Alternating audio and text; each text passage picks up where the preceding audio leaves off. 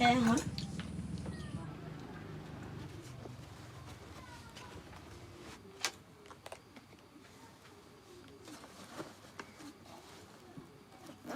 Kadang ni kayak beroi.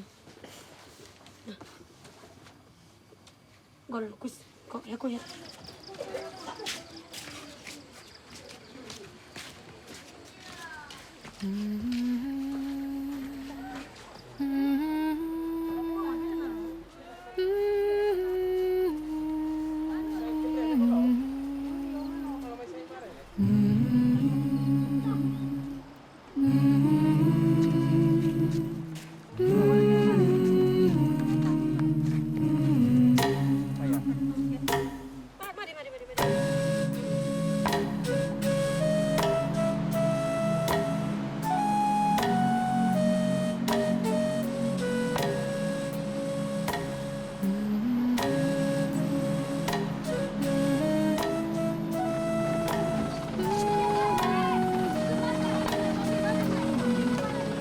Umur 7 tahun, pergi asrama.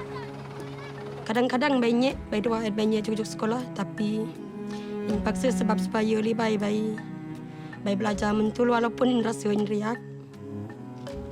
Ini suruh baik juga masuk sekolah le skin walaupun risau.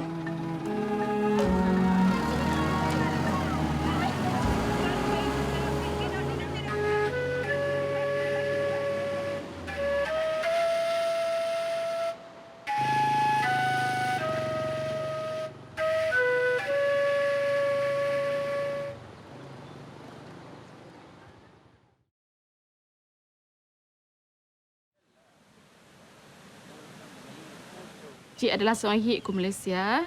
Kebanyakan seorang hik ada jika ku pendalaman dan kebanyakan sekolahnya daripada kampung.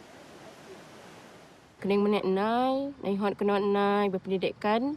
Jadi nai berkorban, nai ngeng kena nai juga nak asrama walaupun nyak julina sendiri.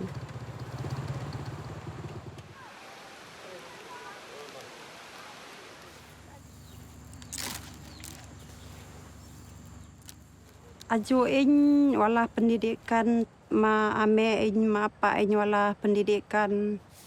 Pun kurang pani sekolah. Kadang-kadang ji senoi deh mai senang mai tipu, senang mai lelut ha ji paji ke pani wala pendidikan. Kedai bersuara. Hi rasa hi mampu untuk hi sesuatu. Sebab ji hi akan hipot mai luar untuk naik sesuatu untuk hi. Daripada lihat sendiri hi sesuatu untuk kampung le. Oleh kerana proses pembinaan komuniti, maka joy perubahan telah berlaku. Seorang hik aji sendiri boleh naik seringi keperluan ku kampung. Jadi, oleh kerana Aji memerip individu bersama dengan MRT dan juga ketua kampung kumpul bersama naik bincang tentang penubuhan sekolah komuniti supaya habis sangat ada naik ke pendidikan rohani dan juga pendidikan kebendaan. Kemudian, mau anak kampung Aji sekolah komuniti. Nyok adalah pendek. Nyok adalah pendek. Tangan. Saya ili manah entem, debeh kelas saya sekolah komuniti. Nai hunan lak nai jadi guru sekolah komuniti. Sekolah komuniti ada untuk generasi mabek li paling sangat 6 tahun. Tapi pada masa akan datang, harapan ji mabek umur ilai 8 tahun hingga 10 tahun dapat naik belajar ku katih sekolah komuniti ada.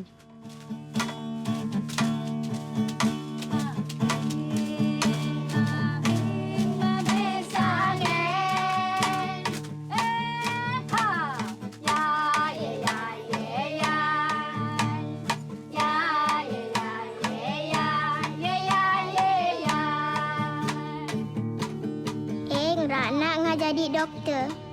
Jadi mereka baju semua hit. Berkhidmat ajar membek saya.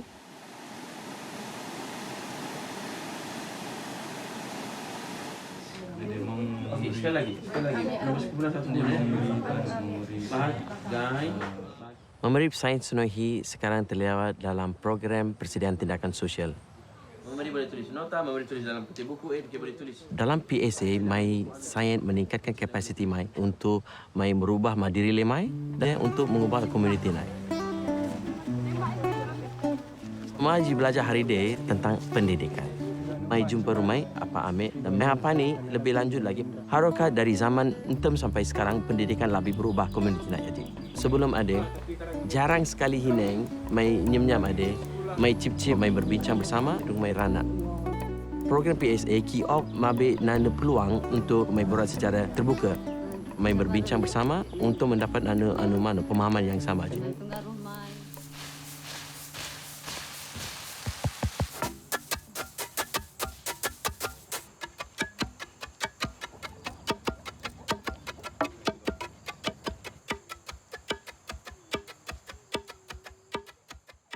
Mentem, kedua lagi kurang lagi bersuara.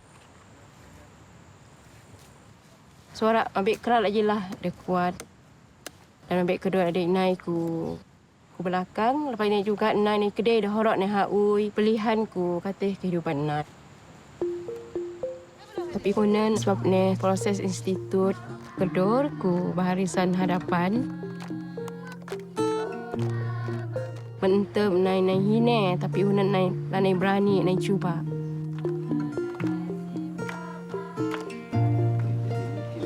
Dan hine juga hunan suara kedor juga lagi lah sama.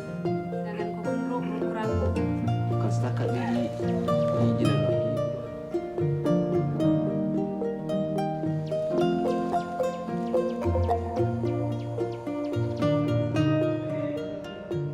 Juga naik bantu ketua kampung Aji untuk mengurus hal-hal kampung. Ada suka lingkungan ini. Kalau itu apa dia? Dari segi hal-hal pentadbiran, naik bantu dari segi surat menyurat. Dan orang ni haui kerja Aji secara sistematik. Daripada Aji juga, ketua kampung Aji dapat kisah rengit secara seluruh.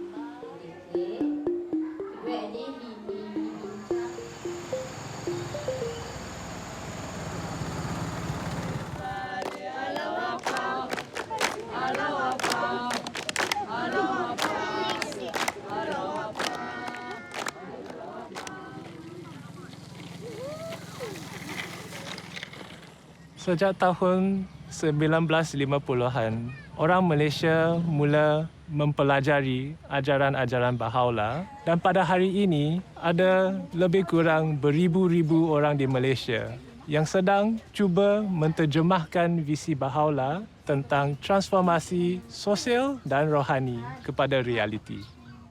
Dan perubahan yang kita melihat ini ia dimulakan oleh penduduk tempatan mereka tersendiri.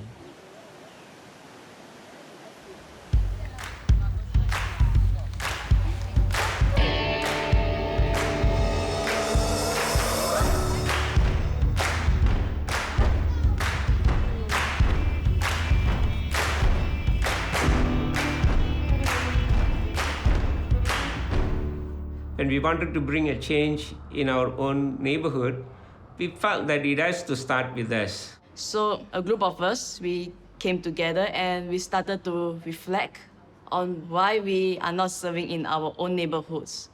Why do we serve in other neighborhoods but not in our own neighborhoods? We felt like our neighbors were too busy and they would not be interested in coming together.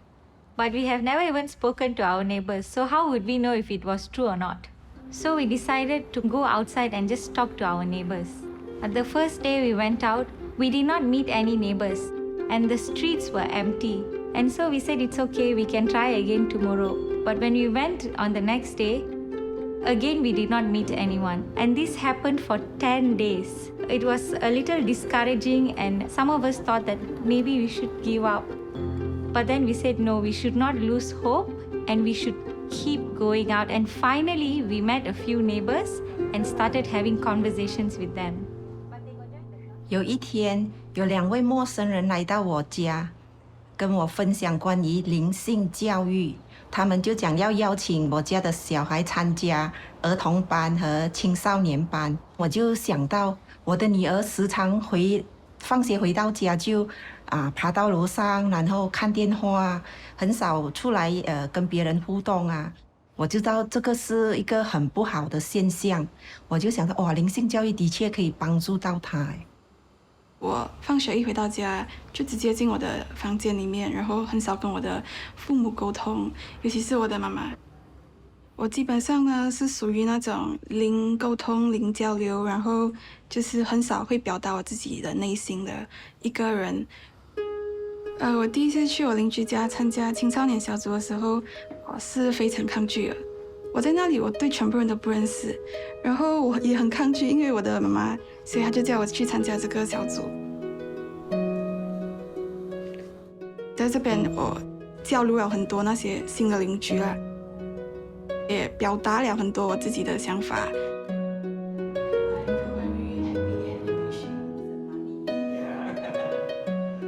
自从我和家人参加了社区建设活动之后，我们学会了磋商。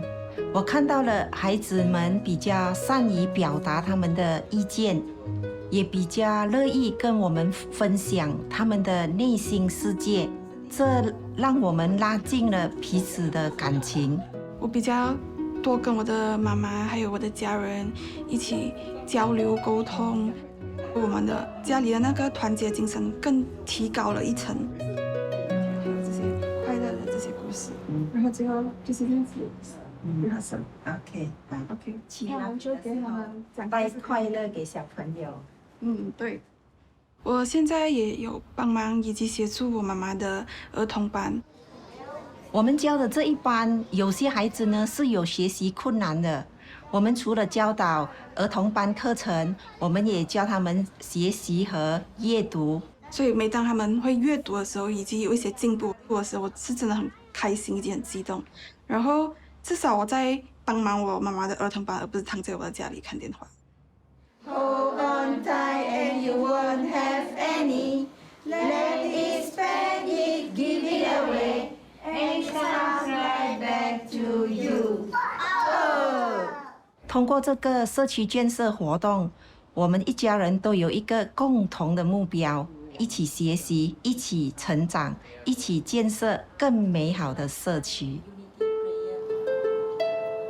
现在我和我的邻居去邀请其他的邻居参与这个社区建设活动，因为我认为每个人都应该有一个机会认识并参与这个活动。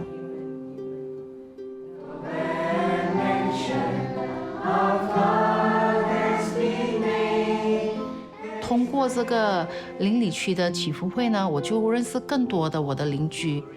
我们聊这个市区所需要的东西，就是说我们要如何能够创造一个更好的市区。参加了邻里区祈福会过后，我和我的先生，我们都发现到我们自己也能够举办在我们的家一个祈福会。上帝啊，指引我，保护我。之前呢，我们的家庭呢没有一起祈祷的，可是我的舅舅啊，我的阿姨，他们是信仰巴哈伊的，所以已经有很多年了。他们会邀请我过去他们的家，然后我们吃了饭过后，我们就一起祈祷。但我没有想过我自己也会有一天主动祈祷。那现在我发现到，因为我们有这个祈祷的习惯，每一天我们一家人一起祈祷，变得我们的家庭变得更加融合，更加平静。觉得好像有一点黏这样子哎，平常干嘛去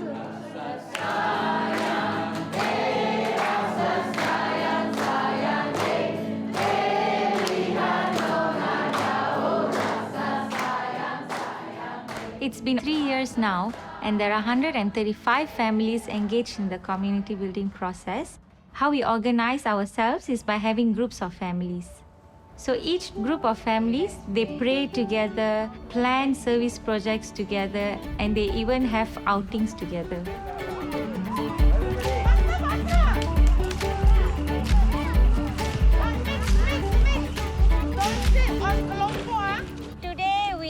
Here gathered to have a picnic, to enjoy each other's company and sing some songs and just enjoy the morning.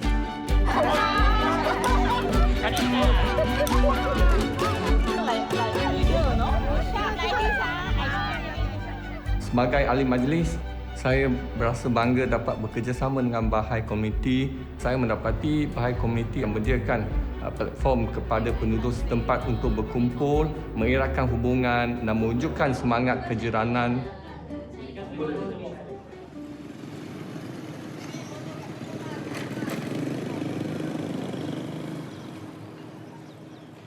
In this neighborhood, we started with a few junior youth group insurance classes. Only when we started, we realized that these junior youths and children didn't know how to read and write. They can't even recognize alphabets. So to help them, now we have started literacy classes. Okay, what is this? Hey. Hey. Hey. Hey. Okay, what is this? Yes. Yes. Okay, what is this? Eyebrow. Eyebrow. Eyebrow. What is this? Finger. Fingers.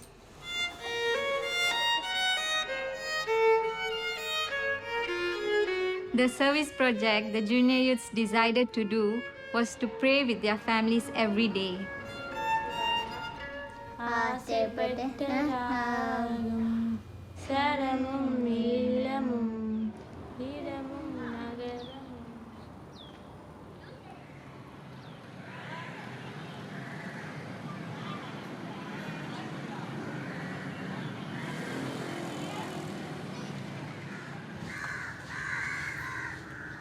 I grew up from this neighborhood where it is characterized as an overcrowded place with many people living nearby each other.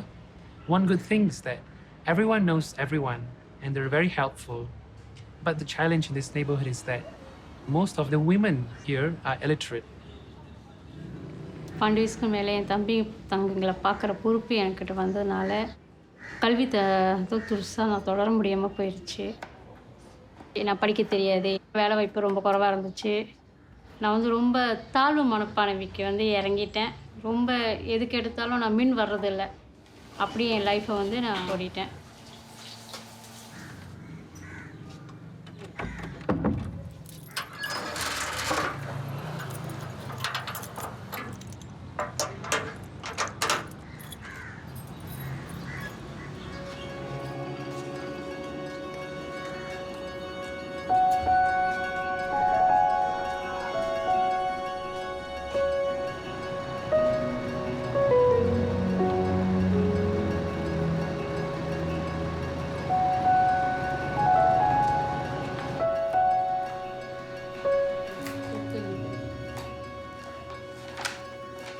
ஒரு அம்மாவாக இருந்து என் பிள்ளைக்கு வீட்டு பாடம் சொல்லிக் கொடுக்க முடியல. என் குழந்தை என்கிட்ட நிறைய கேள்வி கேட்குறப்ப என்னால் எனக்கு பதில் சொல்ல தெரியல. ரொம்ப கஷ்டப்பட்டேன். அது வந்து நான் மற்றவங்ககிட்ட கேட்குறதுக்கும் வெக்கப்பட்டுக்கிட்டு கேட்கவும் இல்லாமல் என் பிள்ளையை நான் எப்படி வளர்க்க போகிறேன்ற ஒரு எதிர்பார்ப்பு எனக்கு ரொம்ப அதிகமாக இருந்துச்சு. என்னோடய பக்கத்து வீட்டுக்காரங்க வந்து என்னை வந்து இந்த ரோகி புக் படிக்க சொல்லி என்னை கூப்பிட்டாங்க. எனக்கு படிக்க தெரியாத ஒரு விஷயத்தினால நான் வந்து எனக்கு தெரியாது எனக்கு வேணான்னு அவங்ககிட்ட சொல்லிட்டேன். அவங்க திருப்பி படிக்க தெரியலாம் பரவாயில்ல, நீங்கள் வந்து பாருங்கள். இந்த ரூபி புக்குனால் எழுத படிக்க நான் கற்றுக்கிட்டேன். எனக்கு நான் சோர்ந்து போகிறப்பெல்லாம் என்னை தட்டி எழுப்புகிற ஒரு அப்துல் பஹா ரைட்டிங்ஸ் தான் எனக்கு நினப்பு வரும். எதுக்காக நீ படிக்கப்பட்டாயோ அந்த நிலைக்கு நீ உயிர்வாய்க. எனக்கு அந்த துணிச்சல் வந்துச்சு. நான் துணிஞ்சு பேச ஆரம்பித்தேன்.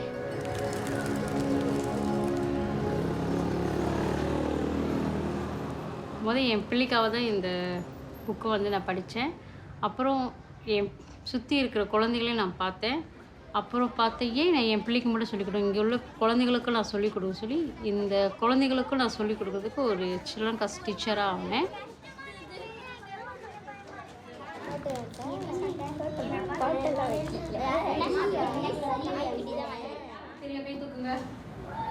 நீங்கள் சொல்லுங்கள். Justice. Okay, justice. Unity. Unity. நான் ஒரு ஏடிசிஎன் மெம்பராகவும் இருக்கேன். அண்டை வீட்டாட்ட போய்ட்டு நாங்கள் கலந்துரையாடி அவங்க கூட ஒரு கூட்டு பிரார்த்தனை வச்சு அவங்களுக்கு கூட ஒரு சந்தோஷமான ஒரு சூழ்நிலையை நான் வந்து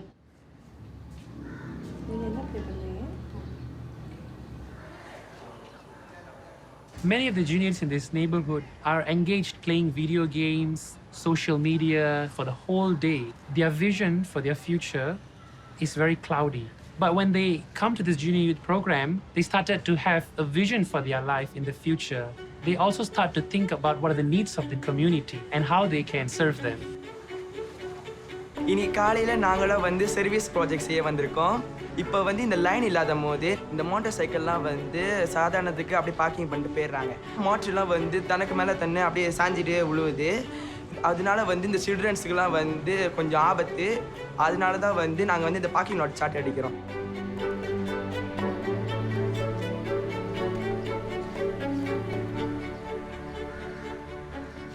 Many of the junior youths here, they neglect their studies. So since I have a junior youth group, I'm helping them to focus on their academic studies because we would like to raise junior youths who are both academically and spiritually progressed.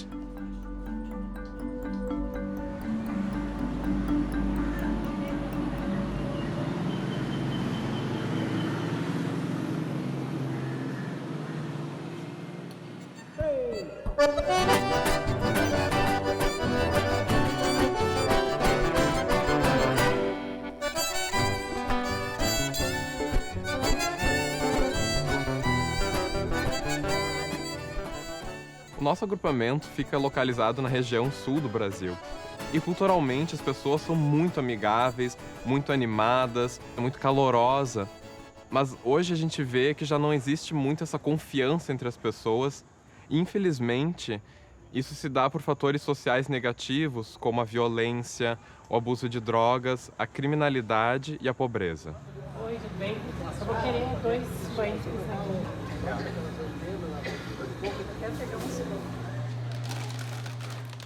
Antes o pessoal se assustava à noite, agora é dia e noite. Os mercados têm grades nas portas justamente para se proteger. As famílias estão assustadas com o grau de violência que está ocorrendo, preferem se fechar nas suas casas e a insegurança começa realmente a gerar o isolamento. Vai a volta da pronta, parou por aí. Tá, e daqui tudo que me Alguns anos atrás, um grupo de amigos começou a se reunir todos os dias aqui na vizinhança. A gente orava, a gente consultava, a gente planejava e então saía para visitar as famílias, conhecer os moradores da nossa vizinhança, quem são os nossos vizinhos.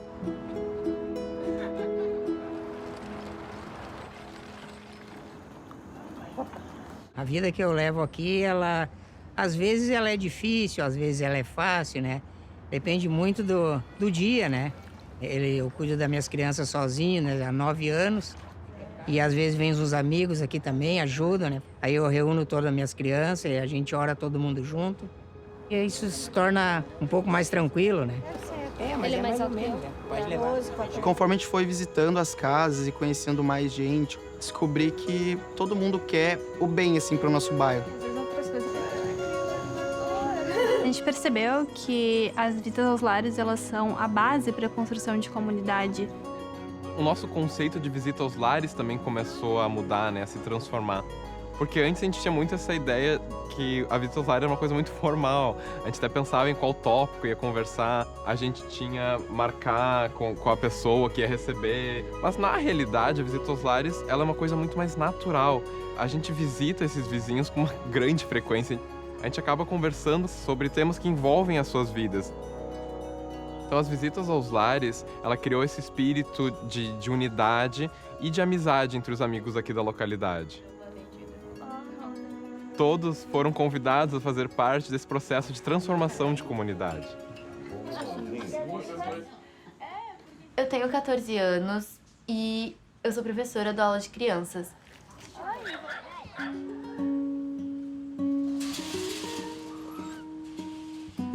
Quando eu era mais nova, eu também participei de aula de crianças e tudo que eu aprendi, eu quero passar para as crianças que eu dou aula hoje em dia. Eu vou explicar o jogo para vocês.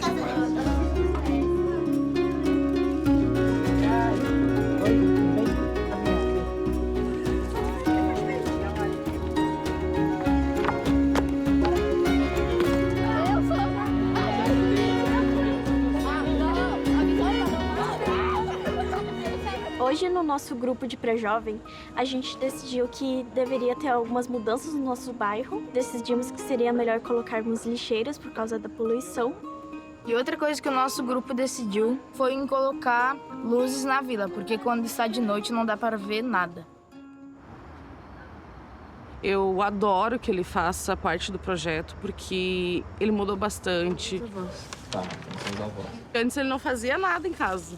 Aí agora ele me ajuda a limpar a casa, ele me ajuda com a louça, ele me ajuda no geral.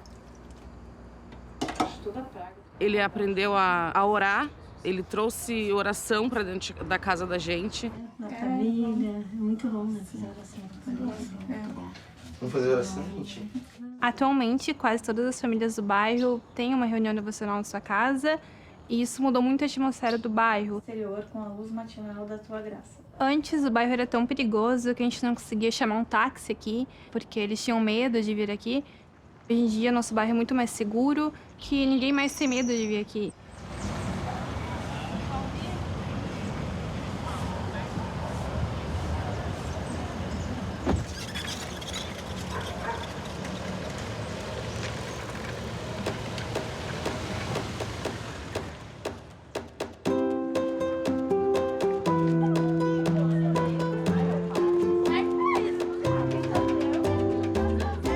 Hoje a gente vê as crianças brincando na rua, porque as famílias confiam mais uma na outra, tem menos violência e drogas, e todos se sentem mais tranquilos e seguros.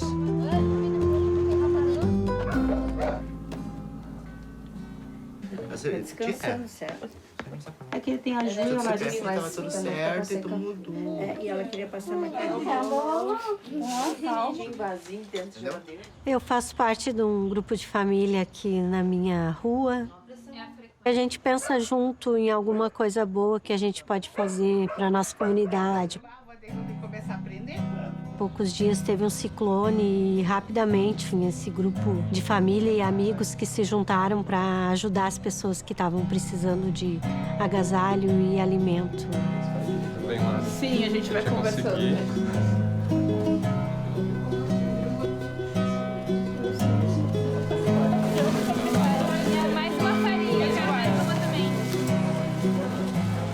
Estamos começando a ter vislumbres, né, desse poder que é liberado da construção de comunidade.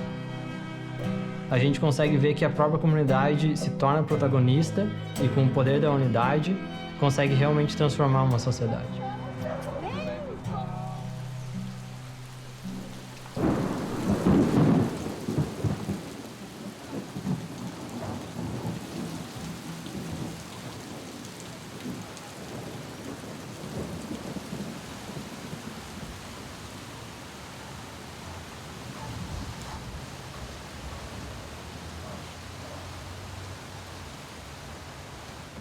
Muitos dos pré-jovens começam a trabalhar com uma idade muito nova. A principal atividade que eles exercem, então, é coletando e separando materiais recicláveis, do quais eles vendem para poder ajudar a família a comprar alimentos e materiais de necessidade básica.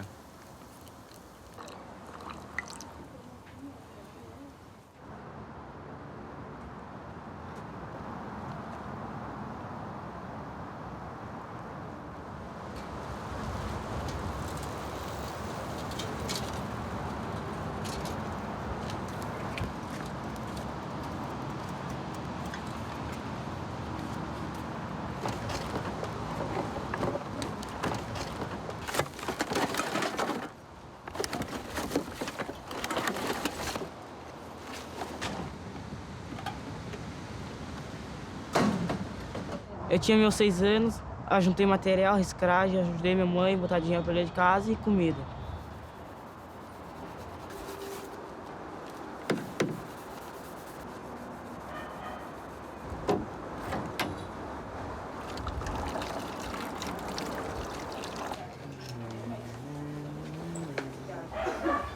Um dos desafios que nós temos aqui, então, é que muitos jovens começam a sair cedo da escola. Os meninos, porque eles têm que ajudar as famílias financeiramente, então eles acabam saindo da escola para trabalhar. Ou porque se envolvem com drogas. As meninas, porque engravidam muito cedo. Tenho 4 filhos, tive a minha primeira gestação com 14 anos e tive que abandonar a escola. Mas hoje a minha meta é que eles concluam o colégio, porque é muito importante, né?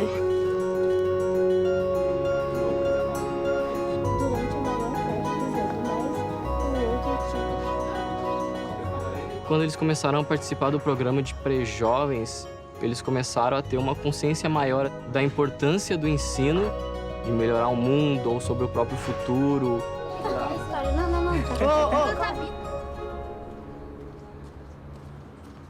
Eu tenho 14 anos, eu vou para a escola e eu gosto muito porque aprende. Eu participava do grupo de pré-jovens e agora estou no livro 1 e eu gosto muito. É o pão do espírito, é o imã dos corações dos homens. Eu trabalho para ajudar e sustentar minha família. Eu trabalho coletando e separando materiais. A maioria desses pré-jovens, então, agora faz parte do programa de pré-jovens. A gente observa que, mesmo eles continuando trabalhando com reciclagem, eles não estão mais largando a escola e a gente consegue até observar que tem uma melhora nas notas deles.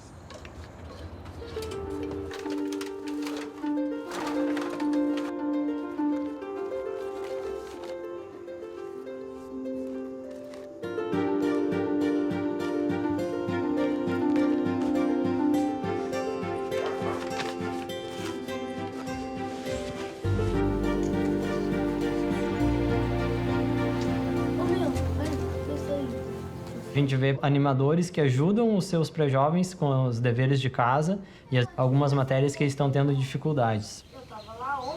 Por causa da pandemia, eu rodei de ano. Quando eu rodei, fiquei muito triste. Comecei a ficar com depressão. Hoje, com essa classe, eu me sinto melhor, fico feliz. Tô aprendendo as matérias que eu não consegui aprender. E tu vai colocar os números, ok? Isso. Uma das fortalezas da nossa comunidade é que as instituições elas encorajam muito as iniciativas individuais. Por exemplo, a gente tinha uma vizinha que ela tinha recém terminado o livro 1 e ela estava muito empolgada, então ela apagou todo o livro e levou na casa da vizinha para elas poderem estudar juntas. E apesar de não ser uma tutora, todos ficaram muito felizes e as instituições então começaram a pensar em como a gente pode estar apoiando mais ela e acompanhando para que ela possa seguir tutoriando o livro. Aqui, ó. Eu estava navegando online, aí vi algumas postagens bem legais de uma colega minha que realizava várias atividades no bairro onde ela mora. Achei aquilo super interessante e resolvi perguntar para ela de que forma que ela realizava e decidi que eu poderia também fazer essas atividades aqui no bairro onde eu moro. Ela me apresentou uma outra amiga e através dessa amiga comecei a realizar os estudos do instituto. E a partir disso comecei a fazer as aulas de crianças e as aulas dos pré-jovens. Ao final de cada livro, nós pensamos num ato de serviço. Cada um dava a sua ideia do que a gente podia fazer para a melhora do local onde a gente mora.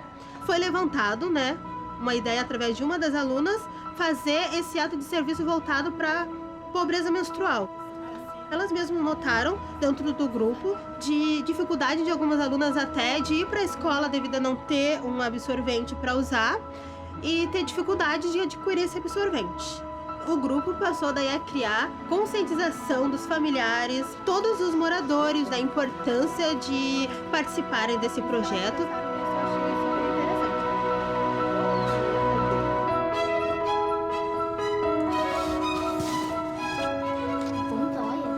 Criaram uma caixinha para coleta desses absorventes. Todos os moradores, os pais, familiares ajudaram a arrecadar, pegaram a caixa e levaram até a escola e onde ficou lá para todas as alunas utilizarem. E hoje em dia uma aluna continua à frente desse projeto e assim nenhuma da aluna mais passou a faltar aula, por esse motivo.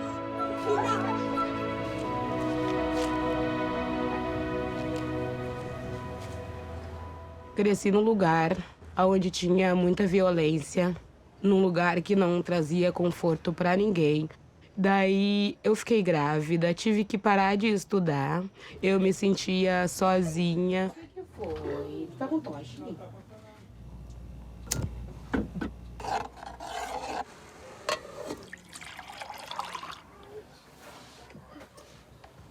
Nossa, mas é um ator, né? E quando eu conheci a fé Bahá'í, eu encontrei que realmente ali estava o propósito que eu tanto procurava e que eu não sabia mais aonde encontrar.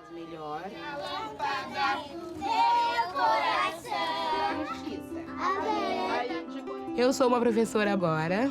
Agora vemos realmente a transformação com as aulinhas. Eu vejo as crianças querendo aprender, querendo descobrir novas coisas, coisas boas.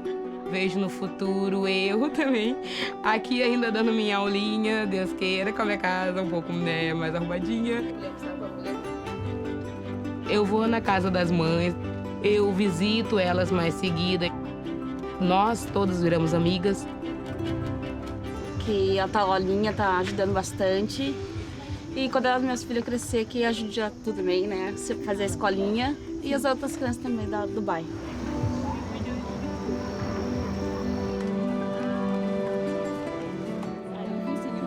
E aí o vizinho ouviu. Eu e as outras mães nos reunimos com frequência. Falamos sobre os filhos, falamos sobre oração, falamos sobre nossas vidas. A gente está se ajudando bastante, querendo realmente que dessa comunidade surja algo bom mesmo. É a revelação de Bahá'u'lláh que está realmente empoderando todos os amigos a poder fazer uma mudança espiritual, uma mudança social também no seu entorno.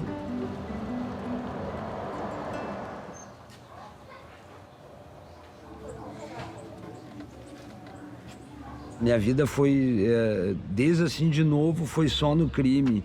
Eu fui envolvido com drogas, estive num mundo de violência. Eu fiquei preso durante 10 anos da minha vida. Perdi meu filho, perdi minha esposa, perdi meu irmão no mundo das drogas. Cada vez mais as coisas ficavam difíceis. A fé Bahá'í me ajuda a tirar desse buraco. As orações me ajudaram muito a suportar essas dores, né? Graças a Bahá'í, hoje sou uma pessoa melhor. Eu comecei a entender o próximo, a valorizar a família, amigos e ao próximo. É tudo que consiste a vida em si, né? Vamos plantar a sementinha do amor. Plantar, cultivar é possível.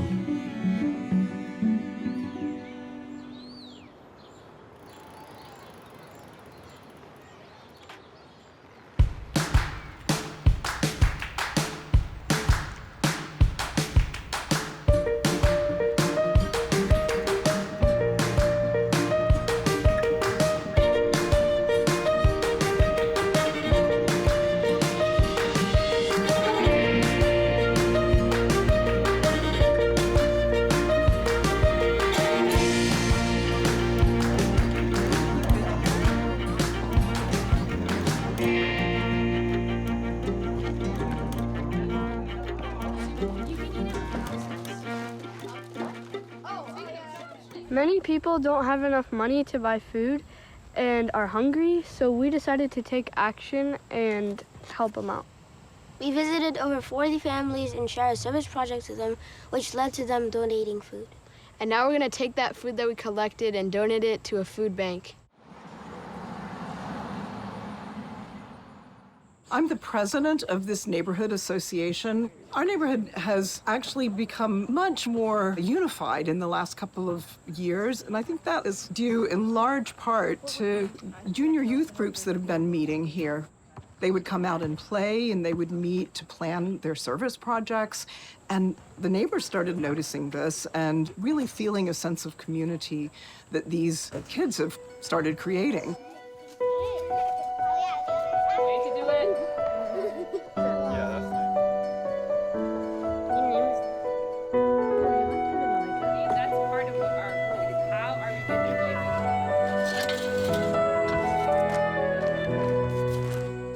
Today we're building a community garden as a service project for our junior youth group, and we're doing this to help connect the different members of our community together because we have like a gap between generations, between young children and older people, so we think it's a good way to unite and connect the neighbors.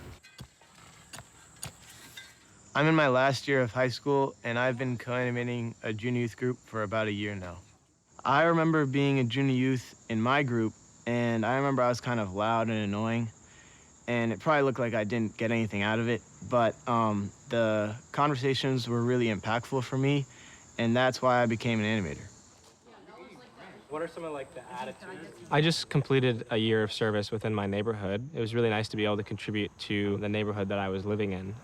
I've been so blessed in these last couple of years to have not only a nucleus of friends that I'm serving alongside and that are supporting me, but also I've had the support of the families in the neighborhood that I feel like I can consult with and really come to unified decisions about what we should do next and how we should approach things. I used to create this false dichotomy in my mind in regards to what counted as service. I was like, okay, only my junior youth group or only my children's class is service. But if I'm really thinking about service, not as an event that I'm going to or an activity that I'm completing, but more as an undercurrent that's informing all of the different activities that I'm engaging in. That really allows for much more space for service just in my life generally. One question we are asking ourselves is, what does a coherent life of service look like? And what we're realizing is that it looks different at every stage of life. When my wife and I were younger, we were serving in the neighborhood all the time. Home visits every night, multiple devotionals, study circles, junior youth groups, everything. We joked that we were like midfielders on a soccer team. We were up, back, left, right, everywhere.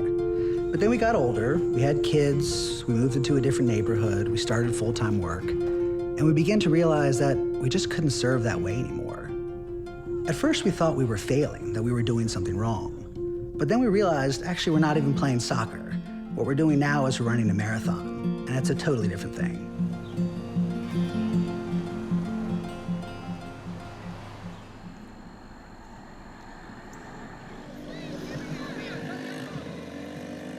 We're a group of friends and neighbors who come together on a regular basis to think about what are the needs of our community, how we can work together, how are we thinking about the well-being of everyone in the community.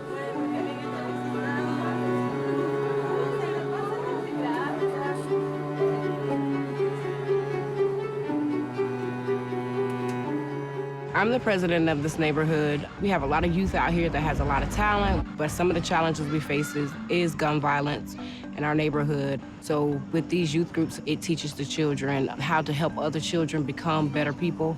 And if we continue to have these programs, I really feel that we can make a difference in our community. As we started more and more junior youth groups in the neighborhood, we started to notice a trend. So whenever it came time for the junior youth to read during group, they would refuse. They would throw their books, they would try to get the other junior youth not to read. And at first we thought these were behavioral challenges, and so we would try to address them as such. But as time went on, it became clear that it wasn't a behavioral problem. It was that the junior youth couldn't read the text. As we looked into it more, it became clear this was a challenge across the neighborhood. Junior youth in this neighborhood could not read at age level. So we started an organization that could provide one-on-one academic tutoring to strengthen the literacy levels of the junior youth in this neighborhood. Now in the junior youth group, they're more eager to read. They're more focused, and they even are helping each other when they struggle to read.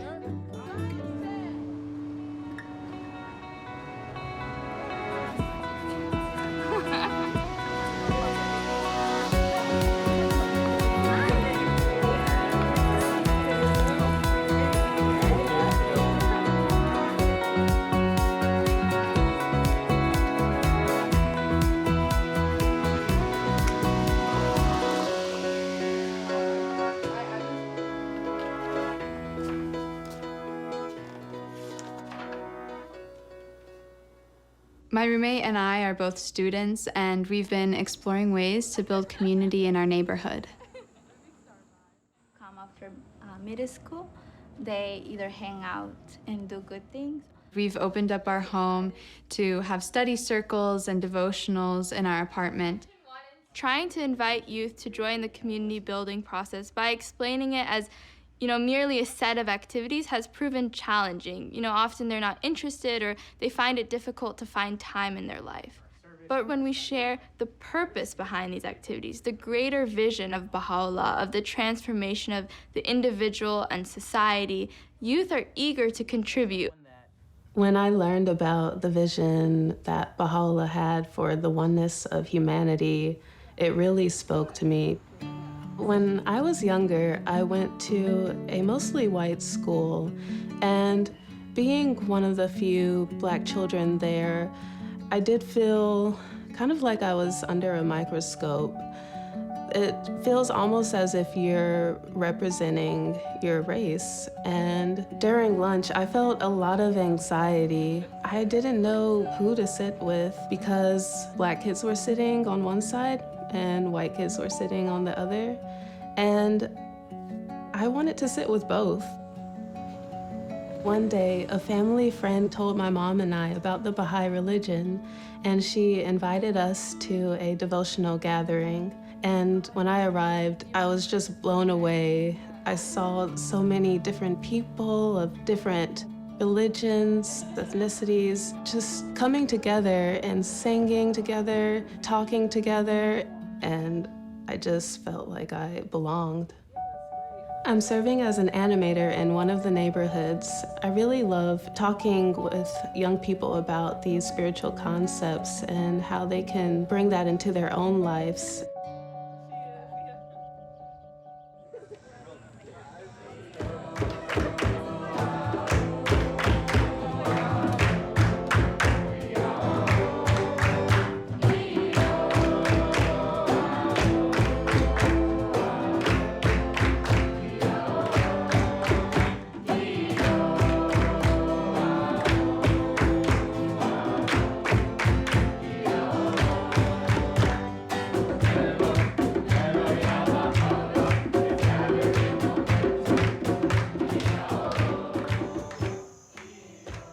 You know, in a time that was really polarizing and I was feeling fairly isolated, I was looking for more authentic connection, and I thought maybe some of my neighbors would be too. And so I decided that I would just try to invite my neighbors to become part of a devotional gathering.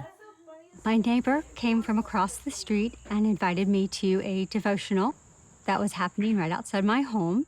And it was just perfect timing because I was feeling incredibly isolated and looking to find meaningful connection. Since then, I've been going to the devotional for the past 2 years, and it has just been a tremendous source of support and just a fantastic community to become a part of. So powerful is the light of unity that it can. We have several activities in our neighborhood. We've begun children's classes, study circles, additional devotional gatherings. These spaces help bring people together. It brings the joy that we're looking for in a community. One of the things that I'm really grateful for is that I have a friend in the neighborhood who, from the beginning when we first started our devotional gathering, has been there alongside me. We are consulting and talking about how these activities are going, how we can support each other, and it really helps to have another person to do this with.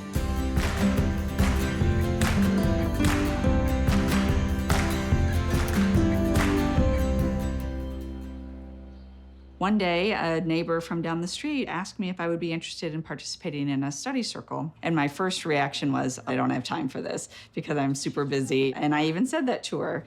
But then after a bit, I thought about it and I thought, I really did like the idea of talking with other people about deeper issues that you don't get the opportunity to talk to about and having some dedicated time to do that.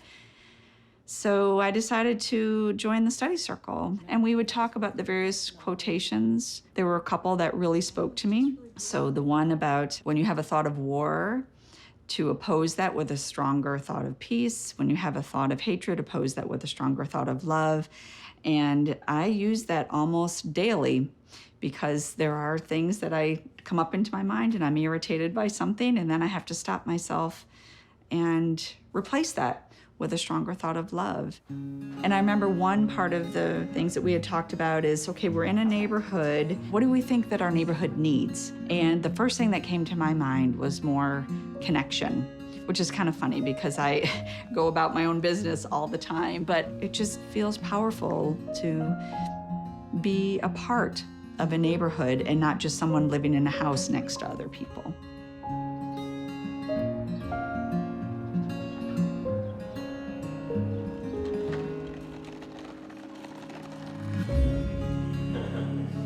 We are a group of families that come together on a regular basis to plan, reflect, and support each other in our community building activities. One of the spaces that we've created is called Meaningful Conversations. We invite others through both social media and through personal friendships. This is a space in which we read quotations around a given topic. We use these quotations to inspire an uplifting conversation. This is really helping all of us to keep these spiritual ideas in the forefront of our mind and carry them into our actions throughout the week.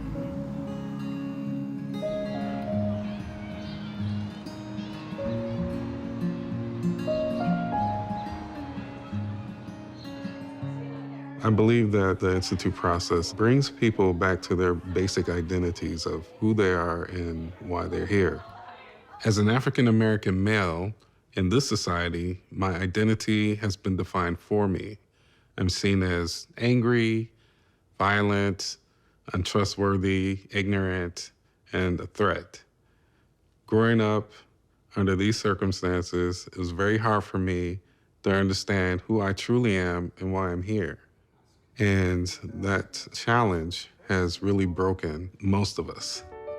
But studying the writings and understanding that actually I'm created noble and spiritual, then that relieves all of those burdens. And then I see myself as a spiritual, noble human being. And not only that, I also see others in that same light. You're then able to become that protagonist and really help others as a part of your purpose. And I think that this helps bring us closer to Baha'u'llah's vision of the oneness of humanity.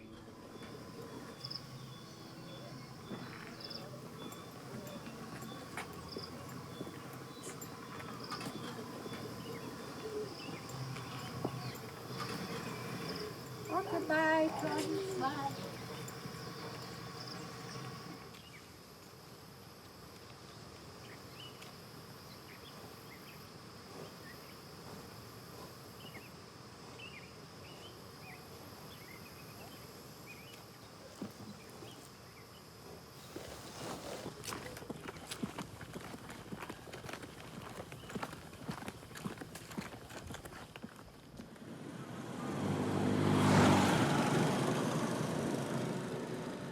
Nilipokuwa mtoto, hamu yangu ilikuwa ni kuwa mwalimu. Lakini kijijini kwetu, wasichana walikuwa hawapelekwi shuleni kwa sababu watu hawakuwa na umuhimu wa sisi kuelimishwa. Lakini baba aliniweka shuleni, nilifurahi sana. Lakini nilipokuwa kijana, baba aliamua ya kuwa nina elimu ya kutosha kwa ajili mimi ni msichana. Hivyo akanitoa shuleni.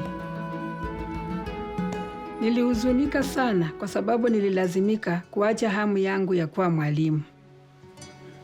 Nilipokuwa na umri wa miaka 17, niliolewa na nikahamia kijiji kipya. Katika kijiji hiki, nilikutana na jamii ya Wabahá'í na nikajiunga na mchakato wa taasisi. Hii iliamsha ndani mwangu tena hamu yangu ya kuwa mwalimu.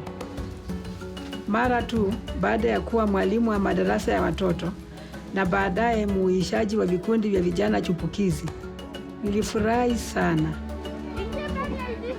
Lakini nilitambua kwamba watoto wengi katika kijiji hiki walikuwa hawaendi shuleni. Shule ya pekee ilikuwa mbali sana na wangelazimika kutembea kwa miguu saa 4 ili kufika huko.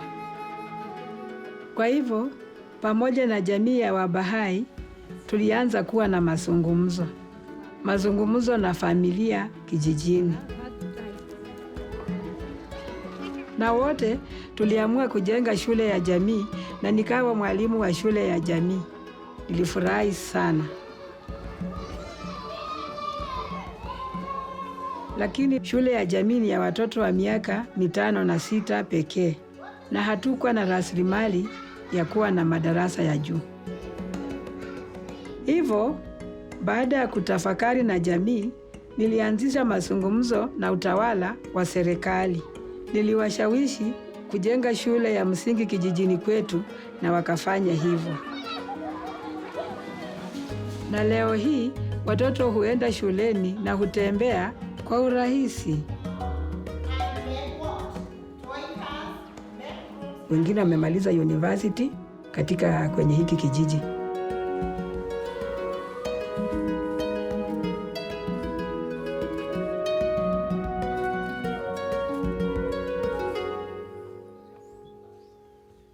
The Baha'i community here has been learning how to translate Baha'u'llah's vision of a spiritually and materially prosperous society into action. Through the Training Institute, we began to learn about the role of education in this endeavor. Kati wa kuelekea shuleni, muende salama, kimbie mbio, salimia walimu. Haya, tuonane. Bye.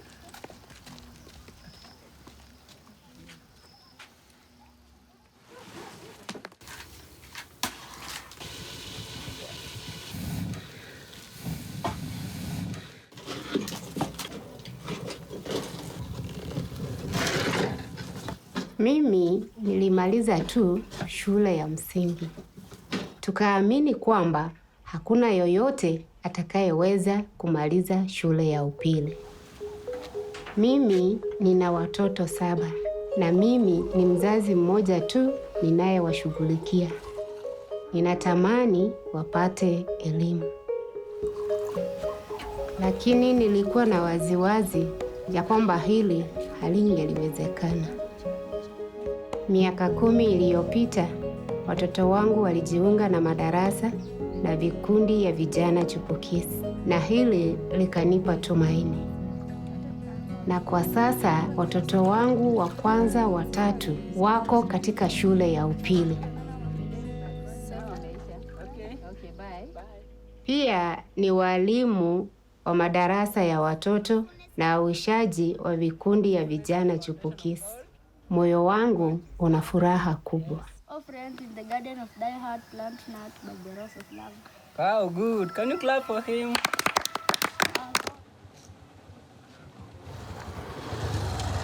Mimi ni chifu wa eneo hili na nimekuwa nikishirikiana vizuri sana na Baha'i for the last 15 years. Hapo nyuma watoto wengi wangeweza kwenda shule na vijana wetu pia walijiingiza kwa mambo ya madawa za kulevya, na vile vile tulikuwa na shida ya watoto wetu wasichana kupata mimba. Kwa hivyo maisha ikawa magumu sana. Tulianza kushauriana na Baha'i community kuhusu watatusaidia namna gani mambo haya, kwa sababu hawa wako na uzoefu mkubwa sana wa kuembawa vijana wetu.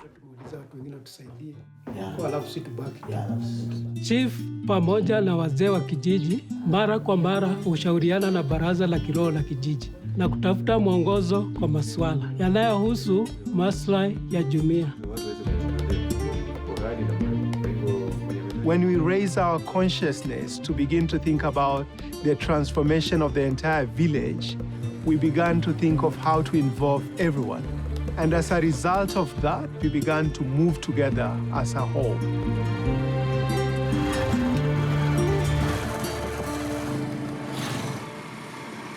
Katika maisha ya ujana wangu, nililelewa kwenye eneo la soko iitwayo Kona Mbaya. Nikiwa na umri wa miaka 16, tayari nilikuwa kiongozi wa genge la vijana 20, ambalo madhumuni yake ilikuwa ni kushusha vurugu, hofu miongoni mwa wakazi. Hata polisi walituogopa. Siku moja niliweza kusikia kuhusu imani ya Kibahai. Moyo wangu ulihamasika sana. Na muda si mrefu nikajiunga na taasisi ya Ruhi, kitabu cha kwanza.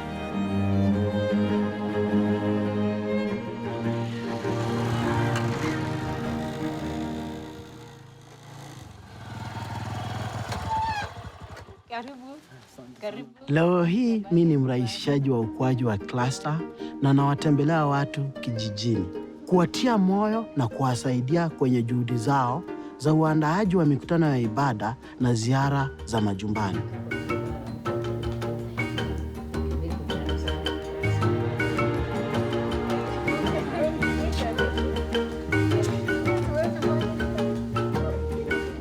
Huwa naalika majirani na marafiki nyumbani kwangu kwa mkutano wa maombi.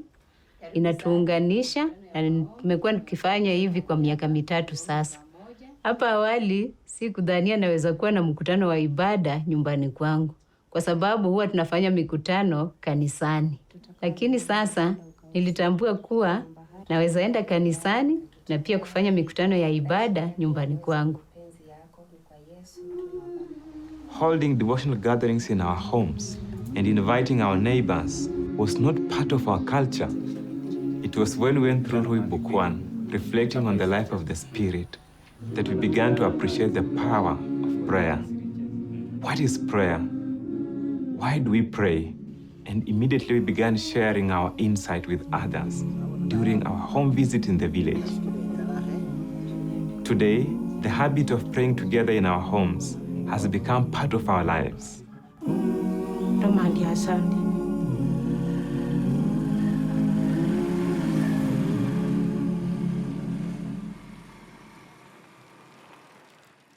Traditionally in the past, men who are lazy, you'll often find them sitting under a tree, waiting for their wives to feed them, clean for them, take care of children, and work on the land. Men thought that women were weak creatures, but women did everything.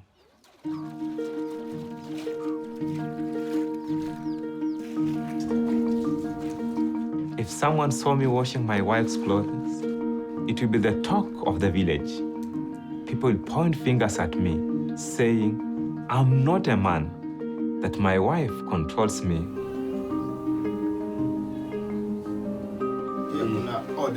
Because of the community building process, the consciousness about the equality of women and men has been raised. Many men are changing.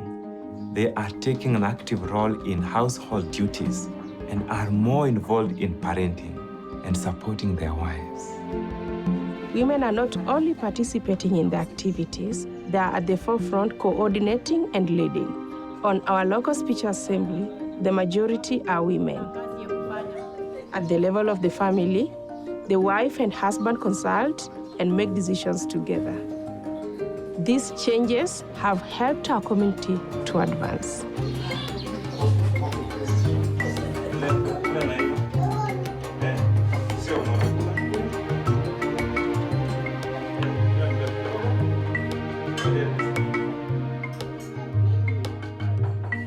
The community building process created for us a foundation for social action efforts to advance. Baada ya kupitia kwa kitabu cha Pepo Nyanana za Udhibitisho na Vijana Chipukizi, tulivutiwa na washiriki kama Rose na Msonda walipoenda kutoa huduma katika kituo cha afya. Sisi pia hutembelea vituo vya afya kadhaa mara kwa mara kwa ajili ya kutoa huduma. Mimi ni mkurugenzi wa hiki kituo cha afya. Mimi huwa na furaha wakati vijana wanakuja kutusaidia katika vitengo mbalimbali vya usafi kwa hiyo hospitali.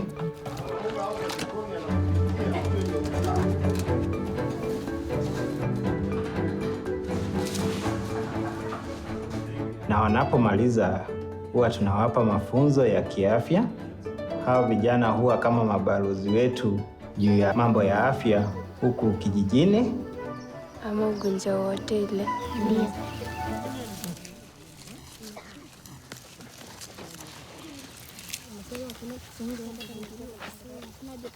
Mradi wa vijana chipukizi tumekuwa nao kwa muda wa miaka 2. Tunapanda aina mbalimbali ya mboga ili tuwe na lishe bora. Pia tunauza mboga kwa ajili ya kununua kalamu na kitabu kwa ajili ya shule. Na pia tunanunua mbegu na kupanda mboga zaidi.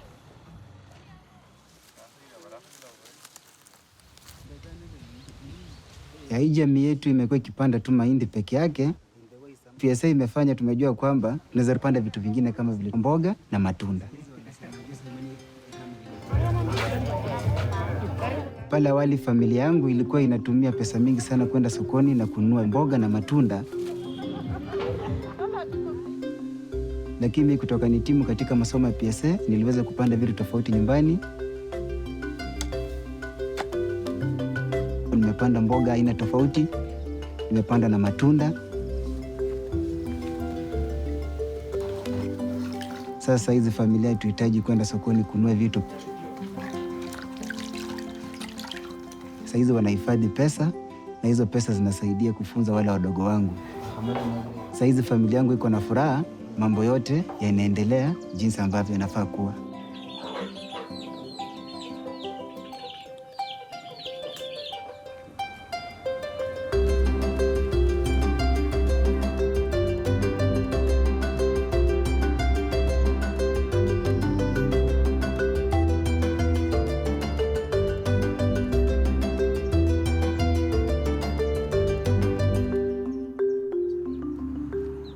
Mimi mwenyewe sikushiriki sana kwa masomo ya PSA program. Lakini sababu ya mapenzi ambayo tuko nayo kama community, mimi bado tumeyapata hayo masomo ya PSA program kama ukulima, kupitia kwa marafiki na majirani. Hapo nyuma na kila mtu anajishughulisha na kazi yake peke yake. PSA program ilitusaidia kuanza kufanya kazi pamoja. Kabla kila mmoja wetu alikuwa anafanya kazi kivyake, na pia uzalishaji wa vyakula ulikuwa pia katika kiwango cha chini. Kwa sasa tuko wakulima 200 ambao tunasaidiana kwa mashamba zetu, tukijadiliana na tukishiriki ujuzi wetu, na mazao imeongezeka.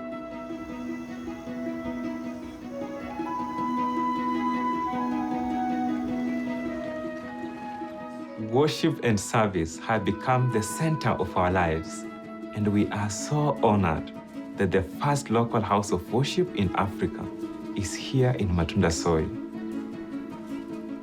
Kila mtu yoyote, kabila yoyote, kanisa lolote, kwenda nyumba ya ibada kwa ajili ya maombi. Tuseme ni ya community. Now with the house of worship, many families go and say prayers together very early in the morning before they go to their daily activities.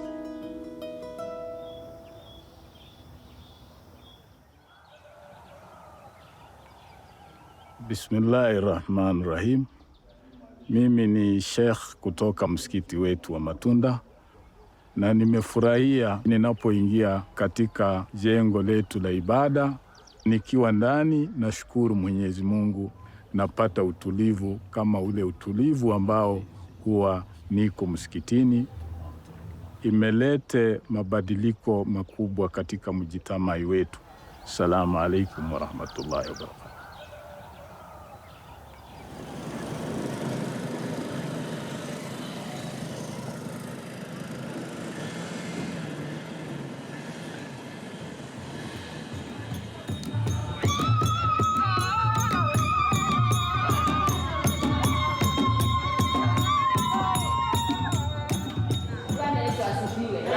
Katika kanisa langu, mimi ni katibu wa wanawake na waongoza na kuwashauri. Najihisi kuwa karibu sana na jamii ya Bahá'í.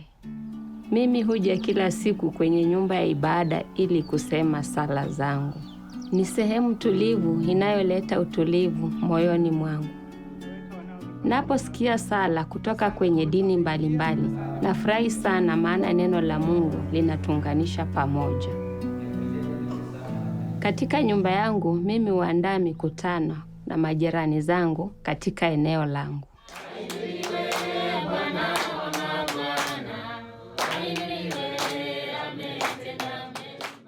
Sisi ni kikundi cha familia 15, hukutana kila wiki. Sisi ni majirani kutoka dini na dhehebu mbalimbali. Tunasali na kushauriana kuhusu mambo ya jamii. Kwa mfano, tunazungumzia tunawezaje kumsaidia kila mtoto kupokea elimu ya kiroho na ya kimwili. Tunafurahia mikutano hii kwa sababu tunajifunza mengi kutoka kwa kila mmoja na kusaidiana. Today, we no longer see each other as members of different religions, tribes, class, or gender. Because of the revelation of Baha'u'llah, we see each other as members of one community, recognizing that together we are the protagonists in creating a spiritually and materially prosperous society.